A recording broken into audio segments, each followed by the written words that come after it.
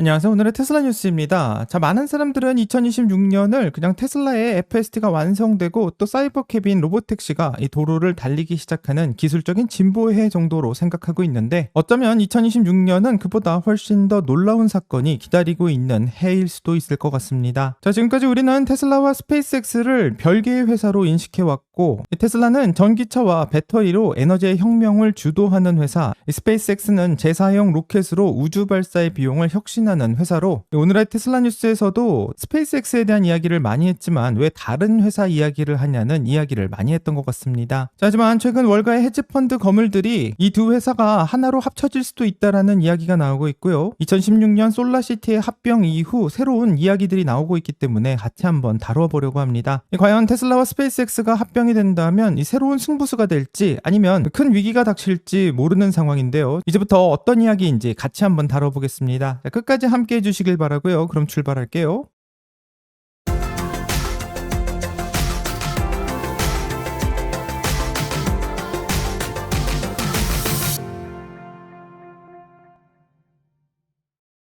간단한 테슬라 뉴스부터 확인해 본다면, 테슬라를 오랫동안 분석해왔던 모건 스탠리의 아담 조나스가 물러나고 그 자리를 새로 이어받은 애널리스트 앤드류 퍼커코가 첫 번째 분석 리포트를 내놨습니다. 자, 이번에 첫 번째 리포트에서 테슬라의 자율주행 경쟁력에 대해서 정리하고 있는데, 한마디로 정리해 본다면 비교조차 되지 않는다라는 말을 하고 있고, 이 퍼커코는 최근 테슬라의 목표 주가를 $410에서 $425로 상향 조정하면서 이 투자 의견은 중립으로 제시하고 있습니다. 자, 그가 주목한 핵심은 주가가 아닌 테슬라가 가지고 있는 기술적인 해자였고, 현재 엔비디아를 비롯한 수많은 경쟁자가 자율주행 시장에 뛰어들겠다고 말하고 있지만 이 테슬라의 독주 체제는 흔들리지 않는다고 단언하고 있습니다. 이 테슬라의 압도적 우위로 손꼽고 있는 것은 바로 데이터이고, 경쟁사들이 이제 막 라이다와 레이더를 섞은 복잡한 하드웨어로 이 데이터를 모은다고 말하고 있을 때, 이 테슬라는 이미 전 세계 도로를 달리고 있는 수백만 대의 차량을 통해서 실시간으로 막대한 양의 실제 주행 데이터를 담고 있는 상황입니다. 이 자율주행 AI의 성능은 결국 학습 데이터의 양이 결정할 수 있는데, 이 부분에서 테슬라는 타의 추종을 불허한다는 결정을 내리고 있고, 이 최근 화제가 되고 있는 엔비디아의 새로운 자율주행 플랫폼인 알파마요에 대해서도 이 모건 스탠리에서는 엔비디아의 기술이 뛰어날 수는 있지만 테슬라가 구축해놓은 데이터 장벽을 넘기엔 역부족이라는 평가를 내렸습니다. 자, 모건 스탠리의 새로운 분석가인 앤드류 퍼코코가 던지고 있는 메시지는 매우 명확하고요. 자율주행의 하드웨어 정도는 흉내낼 수 있어도 수년 동안 쌓아올린 수십억 마일의 데이터는 훔칠 수 없다고 말하고 있고, 이것이 바로 비교조차 할 수 없다고 말하고 있는 진짜 의미라고 생각합니다. 다음 뉴스는 테슬라가 공개하고 있는 미래지향적 다목적 운송수단인 로보밴이 실전 투입될 수 있다라는 이야기가 나오고 있는데요. 일론 머스크의 터널 굴착 기업인 보링 컴퍼니의 최근 행보와 현재 경영진의 발언이 화제가 되고 있습니다. 보링 컴퍼니의 사장인 스티브 데이비스가 라스베가스 루프의 확장 계획을 설명하는 과정에서 현재 모델 3와 모델 Y로 운영되고 있는 루프 시스템의 효율성을 앞으로 극대화하기 위해서 더 높은 승객의 밀도를 가진 차량이 필요하다는 언급을 했고, 현재 베가스 루프는 개별 차량이 승객을 태우고 이동하는 방식이고, 하지만 이 방식으로는 최근 벌어졌던 CES와 같은 대형 행사 때 몰리는 수만 명의 인파를 감당하기엔 이 세단형 차량으로는 물리적 한계가 존재하다고 말하고 있습니다. 자, 이렇기 때문에 로보밴은 최대 20명의 승객을 태우거나 또 화물을 실을 수 있고, 스티브 데이비스가 언급하고 있는 고밀도 수송에 정확히 부합하는 스펙을 가지고 있는데요. 이 전문가들은 로보밴의 디자인 자체가 보링 컴퍼니의 터널 환경에 최적화되어 있다고 분석하고, 특히 복잡한 도심의 도로와는 달리 보링 컴퍼니의 터널은 보행자나 예측 불가능한 변수가 없는 통제된 환경이기 때문에 완벽한 자율주행이 가능하다고 보고 있습니다. 또 테슬라가 목표로 하고 있는 운송 비용 절감의 핵심도 여기 있는데요. 현재 베가스 루프는 운전기사가 동승하고 있지만 이 로보밴이 투입되게 된다면 100% 무인으로 운영될 수 있고, 인건비와 이 전기차의 낮은 유지비, 그리고 한 번에 20명씩 나를 수 있는 효율성이 합쳐진다면 대중교통의 이용료를 버스보다 낮추면서도 수익을 낼 수 있는 구조가 완성될 것으로 예상합니다. 자, 이렇게 되면 사이버캡은 개인화된 이동을 담당하고, 로보밴은 고속 대량 수송을 담당할 수 있는 입체적인 교통 네트워크가 되는 것인데, 과연 보링 컴퍼니와 테슬라의 로보밴이 어떤 모습을 보여주게 될지 같이 한번 기대해 보겠습니다. 다음 뉴스는 테슬라와 스페이스X의 이야기인데요. 일론 머스크가 국제정세의 키맨으로 부상했다라는 소식이 나오고 있습니다. 자, 현재 반정부의 시위로 인터넷이 전면 차단된 곳은 바로 이란인데 그 어둠을 뚫기 위해 이 도널드 트럼프가 일론 머스크에게 공식적으로 손을 내밀었고요. 이 도널드 트럼프는 워싱턴에서 기자들을 만나서 이란의 인터넷 복구를 위해 일론 머스크와 대화할 계획이라고 밝혔다고 말합니다. 자, 현재 이란 당국엔 격화되는 시위를 막기 위해서 며칠째 국가 전체의 인터넷망을 차단한 상태이고 이 정보의 흐름도 막힌 상황에서 이 트럼프는 일론 머스크가 이런 일에 매우 능숙하고 또 아주 훌륭한 회사를 가지고 있다고 말하며 이 스페이스X가 이런 문제에서 해결사로 등장할 것을 예견하고 있습니다. 이미 우크라이나 전쟁에서 스페이스X의 스타링크의 활약은 유명한 상황이고요. 2022년 이란의 시위 당시에서도 미국 정부와 조율하에 스타링크가 활성화되어 이란 시민들의 눈과 귀가 되어준 전례도 있습니다. 트럼프와 일론 머스크의 관계가 최근 다시 급격하게 가까워진 시점에서 두 사람의 협력이 이제 미국의 국내 정치를 넘어 국제 외교 무대로까지 확장되고 있다는 셈은 매우 주목할 만하고요. 현재 이란의 시위 상황은 매우 심각하며 수백 명의 사상자가 발생하고 있는 상황인데 이란의 통신 차단으로 인해서 정확한 상황조차 파악하기 어려운 실정입니다. 자, 이제 인터넷이 끊긴 국가에 통신을 열어줄 수 있는 민간 기업은 이 스페이스X밖에 없는 상황이고요. 과연 일론 머스크는 트럼프의 요청에 응해 다시 한번 이란 상공에 스타링크를 켜게 될지 궁금한 상황입니다.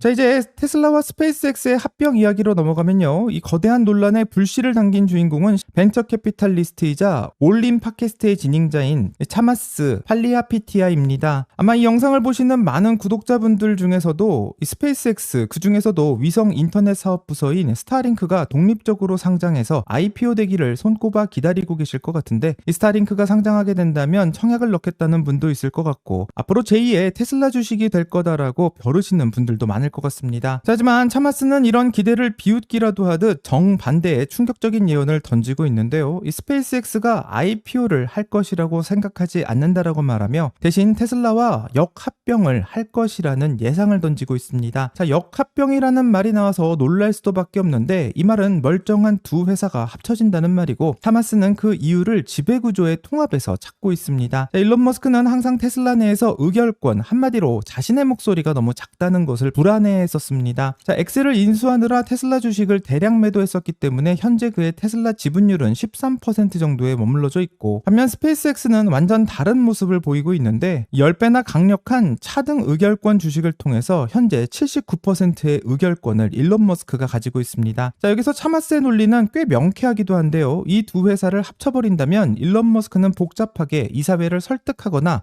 주주들에게 설명할 필요도 없이 합병된 거대 법인 내에서 자연스럽게 25% 이상의 절대적인 통제권을 확보할 수 있게 된다는 것이고 바로 이것이 일론 머스크가 원하고 있는 안전지대라고 말하기도 합니다. 자, 하지만 이런 이야기가 나오면 이 반론이 있으신 분들도 있을 것 같은데요. 일론 머스크가 지난 2018년 보상안 소송에서 이겼고 또 2025년에 새로운 보상안까지 주주들이 승인해 주었기 때문에 이제 테슬라의 지분 25%를 채우는 것은 시간 문제인 상황인데 굳이 스페이스X와 합병을 하면서 규제 당국이랑 싸우게 되는 문제까지 만들며 합병할 이유가 있냐고 물어볼 수 있을 것 같습니다. 이 의결권의 숫자만을 위해서 합병을 하겠다라는 것은 좀 이해가 안 될 수도 있습니다. 이미 일론 머스크는 법적으로 승리했고 지분을 늘릴 길도 열려 있는 상황인데요.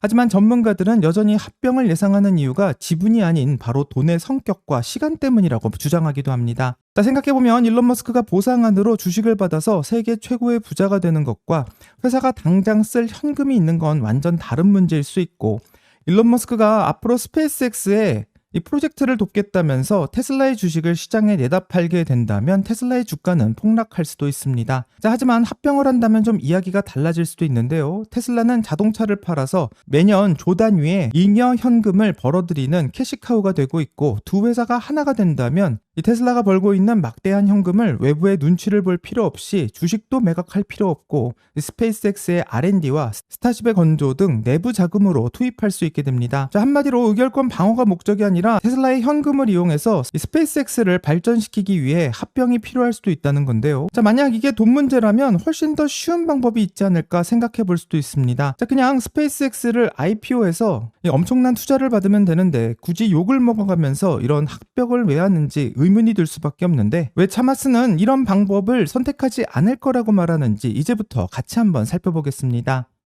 자, 어쩌면 스페이스X를 IPO 시키는 게 가장 깔끔하고 쉬운 길일 수 있습니다. 자, 정말 많은 투자자들이 스페이스X에 이 주식을 사겠다고 줄을 설 수 있을 것 같은데요. 하지만 일론 머스크는 이런 방법에 대해서 상당히 회의적인 인물이고, 이 스페이스X의 IPO는 어쩌면 독이 든 성배일 수도 있습니다. 자, 스페이스X가 상장하게 된다면 3개월마다 월가 애널리스트들에게 불려가 검사를 맡아야 되고, 이번 분기의 이익률이 왜 지난 분기보다 떨어졌는지를 설명해야 하며, 이 로켓의 발사를 실험하다가 공중에서 폭발하기라도 한다면 이런 손실 문제에 대해서 월가에서는 매우 민감하게 반응할 것이며, R&D에 투자하기보다는 배당을 달라고 말할 수도 있습니다. 이런 월가의 압박 속에서 10년 또는 20년이 걸리는 우주 데이터 센터 프로젝트를 완성하는 것은 정말 힘든 일이라고 생각하고, 일론 머스크가 과거에 테슬라를 상장한 것을 후회한다고 말했을 정도로 또 트위터를 사고 비상장 회사로 돌린 것도 다 이 때문이라고 할 수 있습니다. 자, 그렇기 때문에 일론 머스크가 이 스페이스X를 IPO 하는 것 대신 합병을 선택한다면 일론 머스크의 비전을 믿고 있는 많은 주주들과 함께 이 스페이스X의 발전을 도모할 수 있고요. 이 테슬라가 전기차를 팔아서 번 현금을 스페이스X에 투자하면서 서로 발전할 수 있는 구조를 만들 수도 있습니다. 자, 하지만 이런 식으로 하게 된다면 테슬라 주주들이 가만히 있지 않을 수 있고, 이 테슬라가 번 돈으로 수익도 안 나는 로켓을 쏜다고 반대할 수도 있습니다. 자, 어쩌면 테슬라 주주들이 이렇게 반발하는 것이 이번 합병의 가장 큰 리스크이자 걸림돌일 수도 있는데, 놀랍게도 이런 일은 처음이 아니고요. 정확히 10년 전에도 똑같은 일이 있었습니다. 자, 그때 월가는 일론 머스크가 미쳤다라고 말했고, 테슬라는 이로 인해서 망할 거다라는 이야기도 나왔었는데, 과연 테슬라가 어떤 기업을 합병했길래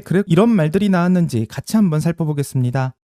자, 그러면 2016년 유명했던 솔라시티의 인수 사건을 한번 생각해 봐야 되는데요. 일론 머스크가 파산 직전이었던 사촌 동생들의 태양광 회사인 솔라시티를 테슬라가 인수하겠다고 발표했습니다. 자, 월가의 반응은 깜짝 놀랐었고요. 언론의 주요 헤드라인은 일론 머스크의 명백한 배임 행위라는 이야기도 나오고, 가족 회사를 구하려고 테슬라 주주를 희생양으로 삼았다면서 맹비난을 퍼붓기도 했습니다. 실제로 테슬라의 주가는 발표 당일 10% 넘게 폭락했고, 주주들은 일론 머스크를 상대로 수조 원대의 소송을 제기하기도 했는데요. 일론 머스크는 법정에서 테슬라의 장기적인 미래를 위해 이것이 필수라고 믿는다라고 말하기도 했고, 최대의 위기를 겪기도 했습니다.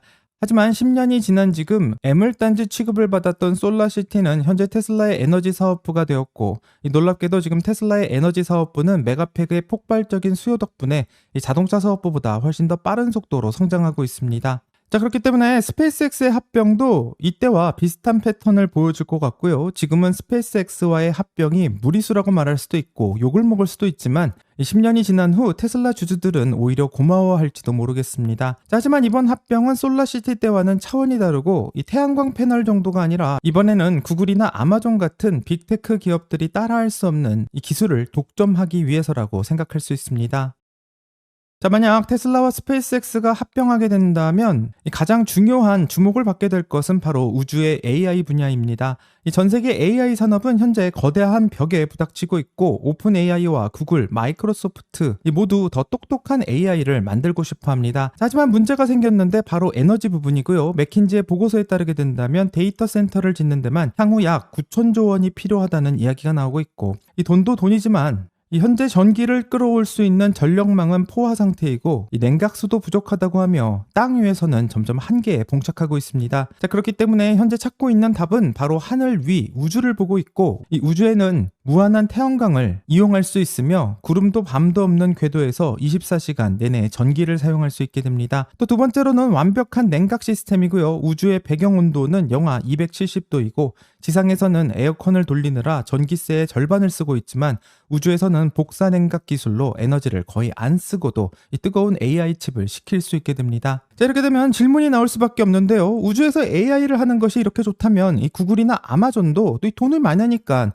이 로켓도 쏘고 위성도 띄울 수 있는 거 아닌가 생각할 수 있고, 왜 테슬라랑 합쳐야 하는지 그 이유를 찾을 수 없다고 질문할 수 있습니다. 이 구글이나 아마존은 이 스페이스X처럼 하려면 정말 수십 년이 걸릴 수밖에 없고요. 이 현재 테슬라와 스페이스X만이 할 수 있는 독보적인 경제적 혜자가 있기 때문입니다. 구글은 세계 최고의 AI 칩인 TPU를 가지고 있지만 그걸 우주로 쏘아 올릴 로켓이 없는 상황이고, 경쟁자인 스페이스X의 로켓을 빌려야만 하는데, 이 스페이스X를 이용하게 된다면 결국 이 마진은 점점 사라질 수밖에 없습니다. 또 아마존은 제프 베조스가 블루 오리진을 가지고 있지만 스페이스X에 비하면 기술력이 한참 뒤처져 있고, 아직 궤도에 제대로 된 화물도 올려보지 못한 상황입니다. 자, 그래서 테슬라와 스페이스X가 연합하게 된다면 테슬라가 설계한 우주 환경에서도 버틸 수 있는 저전력 AI 칩과 배터리를 지구상에서 가장 싼 비용으로 우주로 나를 수 있는 스페이스X의 스타쉽을 이용해 우주에서 처리한 데이터를 스타링크 통신망으로 연결할 수 있는 큰 그림을 그릴 수 있게 됩니다. 자, 이렇게 된다면 속도와 비용의 격차가 절대로 좁혀지지 않는 순간으로 넘어가게 되고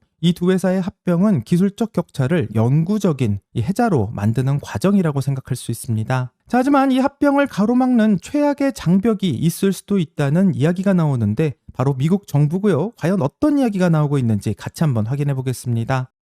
자, 하지만 이런 합병을 모두가 환영하고 있는 것은 아니고 이미 스타링크는 황금알을 낳고 있는 거위이기 때문에 2024년 매출만 약 11조 원, 2026년에는 21조 원을 넘길 것으로 예상하고 있고 그렇기 때문에 투자자들은 스타링크만 따로 상장하라는 이야기가 나오고 있고 이 테슬라랑 섞어서 이 가치를 희석시키냐고 주장할 게 뻔한 상황입니다. 그래서 빌 에크먼 같은 거물들은 스파크라는 구조를 제안하고 있고 테슬라 주주들에게는 나중에 스페이스X가 상장하면 주식을 살 수 있는 티켓을 이 방식을 통해서 나누자고 말하고 있습니다. 자, 그리고 두 번째로 걱정되는 것은 바로 규제 당국이고요. 테슬라와 스페이스X가 합쳐지게 된다면 전 세계 인프라를 독점하는 슈퍼 기업이 탄생하게 되는 것이고 어쩌면 명백한 독점이라며 소송을 걸 수 있는 확률이 상당히 높을 수도 있습니다. 자, 이제 긴 이야기를 정리해보면 2026년 일론 머스크는 이 중대한 선택의 기로에 서게 되고요. 이 규제 당국과 피 튀기는 전면전을 불사하고 이 우주와 지상을 연결하는 수직 계열화의 제국을 건설해 우주의 AI 패권을 장악하는 합병의 길을 선택할지 아니면 스타링크를 분사시켜서 시장의 환호를 받으며 안정적인 자금을 확보할 수 있는 독립상장의 길을 선택할지 고민할 수밖에 없습니다. 자, 어느 쪽이든 쉬운 길은 아니고요. 분명한 건 일론 머스크는 언제나 쉬운 길보다는 조금 필요한 선택을 해왔다는 점을 주목할 만하고 솔라시티 때도 그랬고 이 트위터 인수 때도 그랬고 많은 사람들이 비난하더라도 자신이 옳다고 생각한다면 그 길을 선택하는 방식으로 진행되어 왔습니다. 자, 그렇기 때문에 앞으로 나올 뉴스를 더 신경 쓸 수밖에 없는데요. 이 스타링크 위성에 AI의 기능이 탑재된다라는 이야기가 나오게 된다면 합병할 수 있는 확률이 점점 올라갈 수 있는 것이라 생각하고 이 반대로 스페이스X가 이 월가의 골드만삭스와 같은 주관사를 선정했다라는 이야기가 나오게 된다면 결국은 IPO로 간다는 신호기 때문에 어떤 방향으로 갈지 뉴스를 주목해봐야 될 것 같습니다. 자, 그렇기 때문에 2026년은 아무래도 역사에 남을 해가 될 것 같고요. 일론 머스크의 결정이 오늘의 테슬라 뉴스의 구독자 여러분들에게는 어떤 영향이 가게 될지 같이 한번 확인해 보겠습니다. 자, 여기까지가 오늘의 테슬라 뉴스고요. 오늘 영상이 도움이 되셨다면 구독과 좋아요 그리고 알림 설정 부탁드립니다. 오늘 좋은 하루 되시고요. 오늘의 테슬라 뉴스는 내일 또 새로운 소식으로 다시 찾아오겠습니다. 감사합니다.